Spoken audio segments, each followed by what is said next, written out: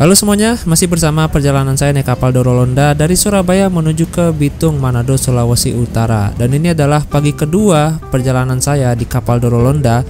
Dan pagi ini, tepat pukul 6 waktu Indonesia Tengah, kapal Dorolonda telah diberangkatkan dari Pelabuhan Soekarno-Hatta, Makassar, menuju ke pemberhentian berikutnya yaitu Bau-Bau, Sulawesi Tenggara. Dan diperkirakan kapal kami akan tiba di Bau-Bau yaitu nanti malam pada pukul 8 malam. Sebelumnya kapal Dorolonda ini berhenti dan singgah di Pelabuhan Makassar cukup lama yaitu 4 jam. Nah, selama 4 jam itu saya manfaatkan waktu untuk keluar pelabuhan, beli cemilan, beli makan, lalu kembali lagi ke dalam kapal. Video lengkapnya ada di episode sebelumnya. Dan seperti inilah suasana kapal di pagi hari ya. Di pagi hari dan sore hari itu banyak sekali penumpang yang ke open deck atau ke bagian luar kapal untuk menikmati indahnya sunset dan sunrise. Terlebih ini baru lepas dari pelabuhan, banyak sekali penumpang yang di luar itu untuk mencari sinyal karena sesaat lagi kita akan lagi-lagi kehilangan sinyal. Tapi sepertinya kalau perjalanan dari Makassar ke Bau-Bau ada sinyal deh, karena kita jalannya merambat dekat pulau. Dan inilah salah satu momen yang bikin kangen naik kapal, yaitu momen saat sunrise dan juga saat sunset. Dan untungnya 2 hari ini di kapal kita mendapati hari yang cerah, sehingga para penumpang bisa menikmati sunrise dan sunset yang cukup indah. Gokil. Nah, seperti inilah suasana di atas kapal Dorolonda setelah berangkat dari Makassar. Wah, cerah banget ya. Gokil. Dan haur masih keren banget sumpah. Tuh di sana ada perkotaan gedung-gedung.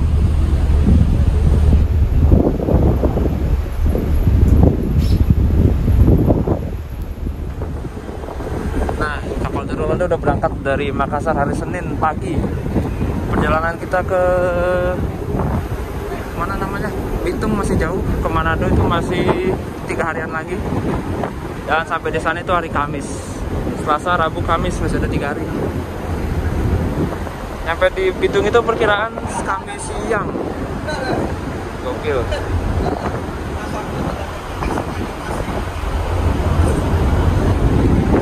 Keren sih, parah.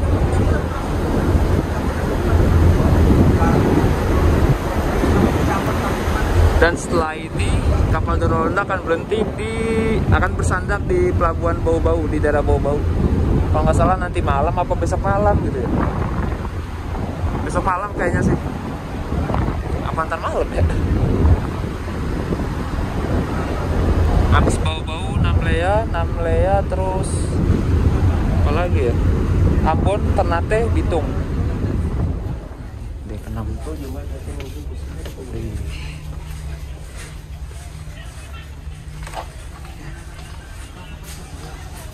Ini barang-barang saya. Di sini ada tas kecil buat kamera, nih tas besar buat baju, ini buat makan makanan ringan. Di situ gila berantakan batu asli, banyak apa-apa lah. Sekarang jam 6.42, mau tidur dulu bentaran, nanti bangun-bangun. Oh iya, bentar lagi sarapan. Tidur bentar lagi. Nah teman-teman, sambil menunggu informasi pengambilan makan pagi, jadi ada sedikit informasi yang saya mau berikan. Untuk ruangan kelas ekonomi ini, jadi semuanya nyampur ya, tidak ada pemisah antara pria dan juga wanita. Dan saat pembelian tiket juga itu kita nggak bisa memilih nomor kasur dan tidak bisa memilih nomor deck, jadi benar-benar random. Dan apakah di KM Dorolonda ini hanya tersedia kelas ekonomi? Jawabannya ada juga kelas 1 dan juga kelas 2. Tapi kayaknya untuk kelas 1 dan kelas 2-nya lagi di nonaktifin deh, atau lagi dikosongin. Entah kenapa alasannya.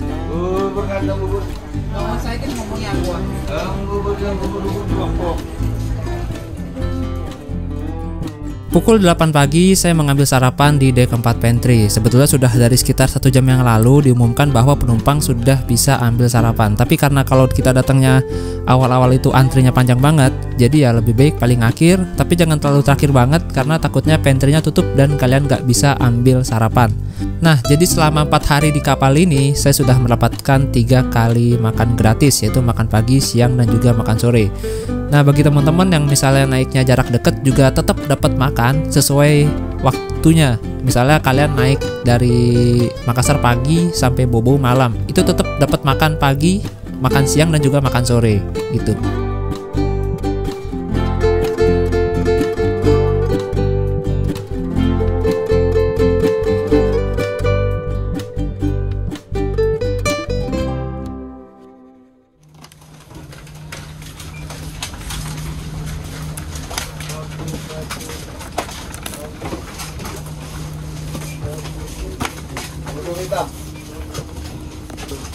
Kasih, Pak.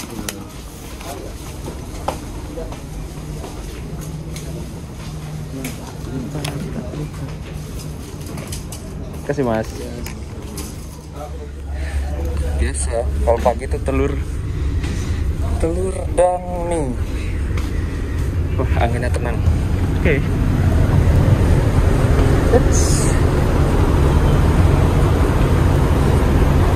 Cocok ini. Nah, oke, ini dia menu sarapan dari PT Pelni. Jadi kalau Pelni itu kalau pagi seperti biasa ya, dia telur menunya. Ada yang telur dadar udah dikupas dan ada yang belum dikupas. Kerupuknya 3 doang. 5 kali ini lebih banyak. Terima kasih Pelni.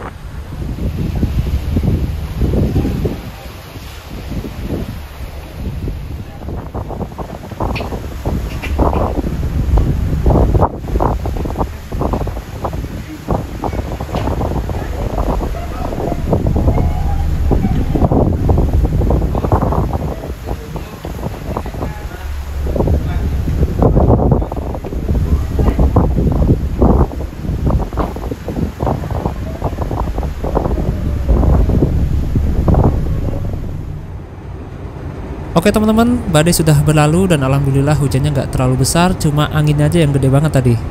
Jadi apakah boleh mancing di atas kapal? Jawabannya saya nggak tahu ya. Tapi selama di kapal ini saya nggak pernah ngeliat sih ada yang mancing. Selama naik kapal Pelni ya, itu nggak pernah lihat penumpang yang lagi mancing. Siapa juga yang mau bawa pancingan gitu kan? Dan juga sepertinya di dinding-dinding kapal nggak dikasih pemberitahuan bahwa penumpang dilarang mancing deh. Dan juga di toa-toa kapal itu nggak pernah diumumin bahwa penumpang dilarang mancing. Yang dilarang itu yang pertama buang sampah ke laut, membuat kegaduhan, dan dilarang menjemur pakaian. Jadi ya sepertinya kalau kalian mau mancing boleh-boleh aja, asal jangan mengganggu kenyamanan penumpang lain. Lagi juga mau ngapain mancing di kapal ya? Nah teman-teman, ini adalah lembar informasi yang baru saja ditempelkan oleh ABK atau anak buah kapal, yang isinya adalah mengenai prosedur penurunan sekoci. Sekoci dalam KBBI artinya adalah perahu kecil atau kapal kecil yang fungsinya adalah untuk menyelamatkan manusia ketika terjadi musibah pada kapal ketika di tengah lautan. Dan kapal Dorolonda ini merupakan kapal tipe 2000 penumpang. Jadi kapal ini memiliki kapasitas angkut hingga 2000 penumpang. Sehingga kapal ini memiliki skoci yang cukup banyak, yaitu berjumlah 14, diantaranya adalah 4 skoci kecil dan 10 skoci besar. Satu skoci kecil dapat menampung hingga 120 penumpang, sedangkan untuk skoci besar dapat menampung hingga 150 penumpang. Selain skoci juga terdapat rakit kecil berbentuk kapsul atau disebut life raft. Rakit ini jumlahnya cukup banyak dan diletakkan di bagian buritan kapal di dekat masjid. Ya, semoga aja sih Pelni selalu mengecek keadaan skoci-skoci dan rakit-rakit ini ya.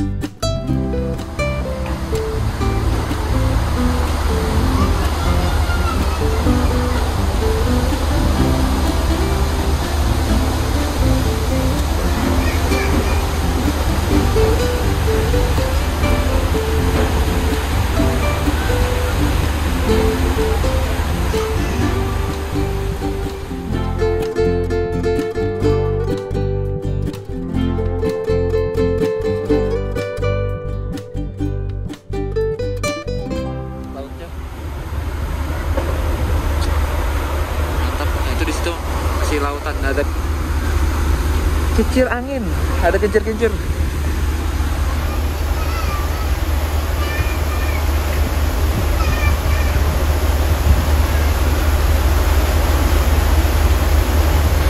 PLTA kali sana ya, kincir angin. Asli jarang banget sih lihat gituan di Pulau Jawa. Goreng nasi goreng, es krim, air aqua rasa air. Tidur makan, tidur makan, tidur makan, nggak kerasa ya. Makan siang nggak berasa udah makan sore, ntar nggak kerasa udah besok. Udah gitu aja di kapal mah.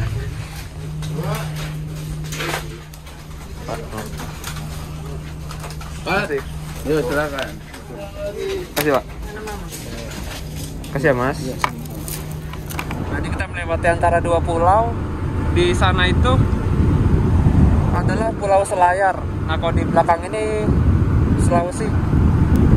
Jadi lewat di antara dua pulau gitu rutenya.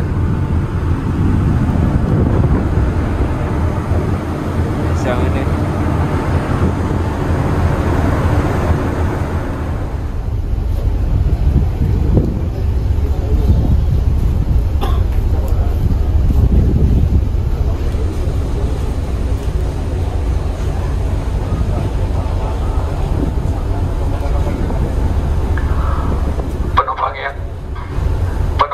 Kami hormati, selamat siang. Kami informasikan untuk menemani perjalanan Anda dan sekedar mengisi waktu luang atau kejenuhan. Dalam 15 menit ke depan, teater film atau bioskop kapal akan menghibur Anda dengan melakukan pemutaran film horor pilihan Indonesia dengan judul Makmum bagian kedua.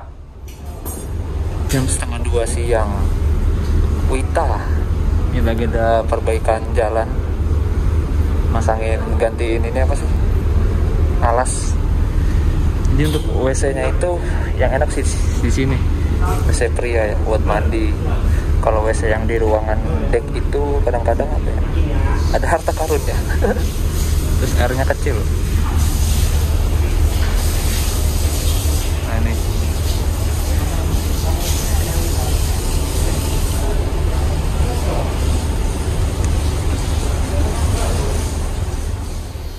Nah, karena di atas kapal rentan tidak ada sinyal, jadinya sebelum berangkat usahakan kalian download Google Maps yang bisa dipakai secara offline. Download areanya maksudnya. Dan kebetulan ini Google Maps saya belum saya keluarin semenjak berangkat dari Makassar. Nah, ini adalah kecepatan kapal Doro Londa saat ini, yaitu 16,5 knots. Atau jika dikonversikan ke kilometer per jam mungkin sekitar 30 km per jam. Di sini saya mengukur kecepatan menggunakan aplikasi speedometer dan ternyata aplikasi ini bisa dipakai tanpa menggunakan internet atau menggunakan GPS. Jadi setelah dikutip dari Facebook Pelayaran Nasional Indonesia, dahulunya saat awal peresmian kapal Doro Londa ini mampu berlayar dengan kecepatan maksimal yaitu 22,4 knots atau sekitar 40 km per jam. Namun seiring bertambahnya usia, seiring bertambahnya umur, kecepatan maksimalnya semakin melambat dan kini kapal Doro Londa hanya mampu berlayar dengan kecepatan maksimal 17 knots atau sekitar 30 30 km per jam.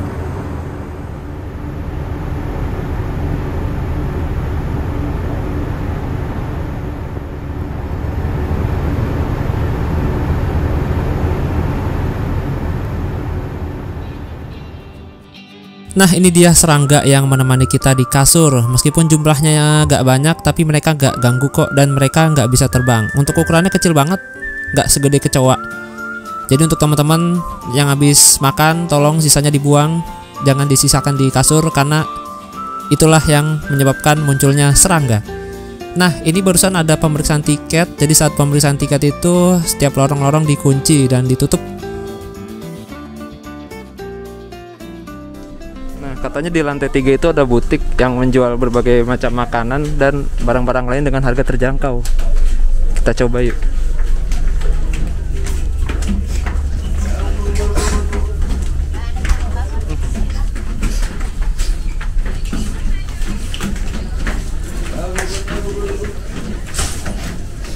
Mana ya? Lantai 3 ya? Lantai 3, lantai 3, dek 3. Ini pantry.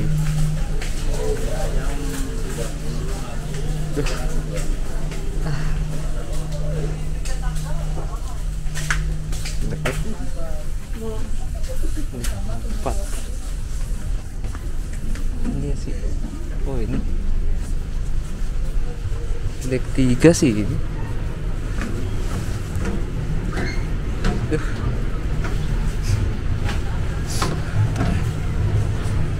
Ini dek 3.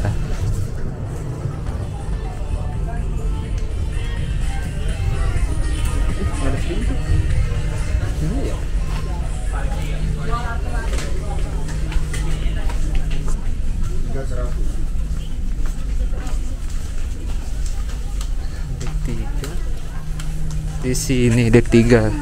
Sebelah mananya? Kemarin perasaan lewat deh. Oke, di depan lagi.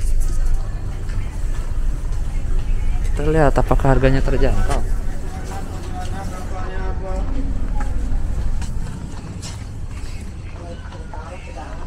WC. Jadi setiap dek itu ada WC-nya, dan WC-nya dipisah. Oh, sini kayaknya.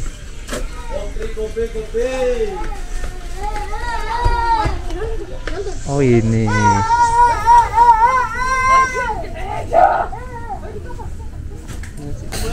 Oh, di atas jajanannya. Oh, ini tuh makanan ringan. Oh, gini-ginian ya. Dikirain makanan ringan yang itu.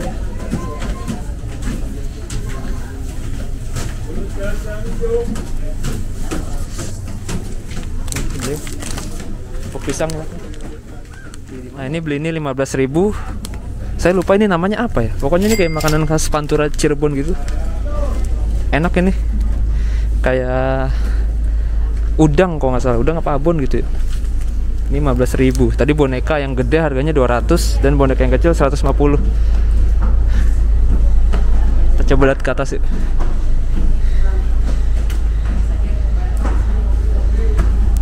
Jam 16.09.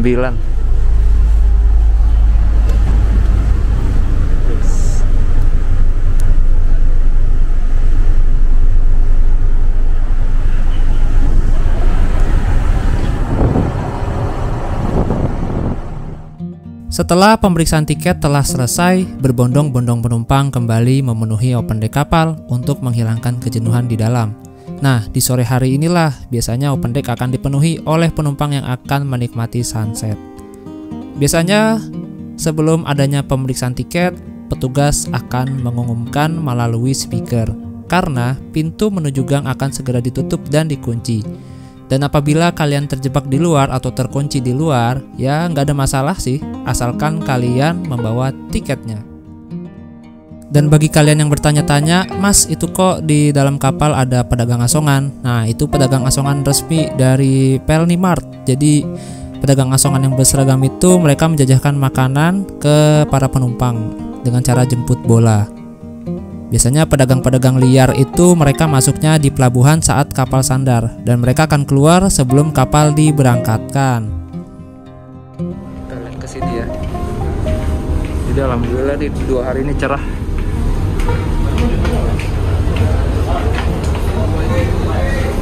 Wih, mantep banget.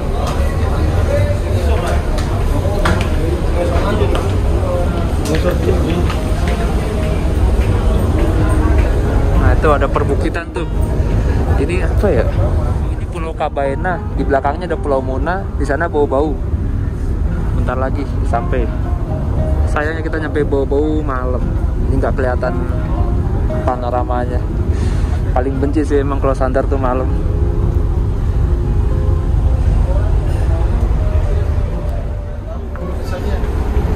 Sama dorong langsung bisa membedakan sih. Cakep banget gunungnya.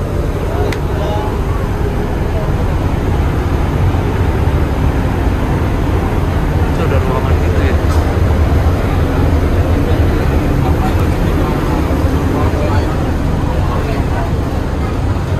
Rame banget.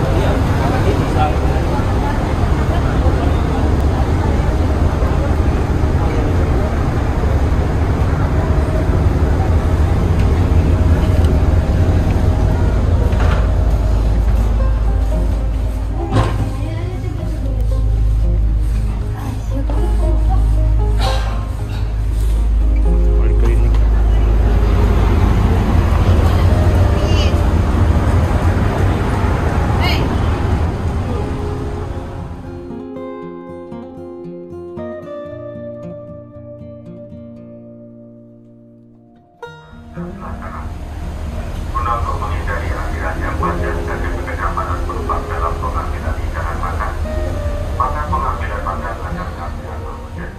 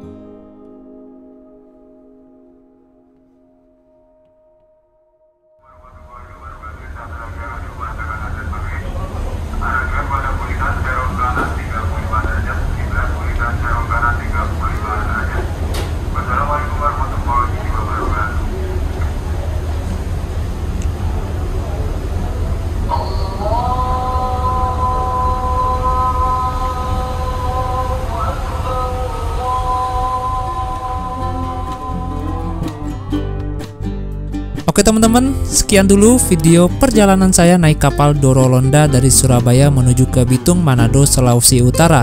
Perjalanan menuju Manado masih ada sekitar 3 hari 3 malam lagi, dan di hari berikutnya kita akan melintasi Laut Banda dan akan singgah di Pulau Buru.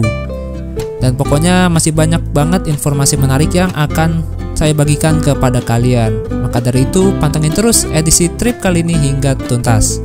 Terima kasih dan sampai jumpa.